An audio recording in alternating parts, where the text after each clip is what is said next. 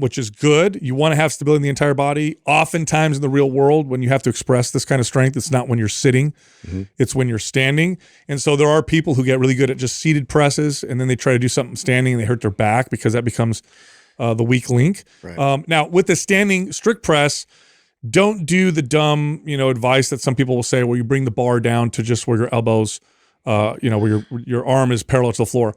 You want to go all the way down to the upper chest and really get a good full range of motion. Yes. Now, I remember suffering the consequences of not doing this early on. So when I was a kid, a lot of the information I got around strength training were the bodybuilding magazines, and then I got my first certification.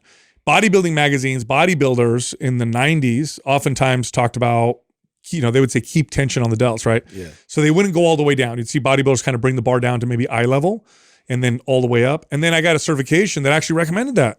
They actually said, don't let a person's arms go down below parallel. Now, the reason why they said that was to make it as simple as possible for a trainer and to minimize risk of injury, which in reality probably increased risk of injury.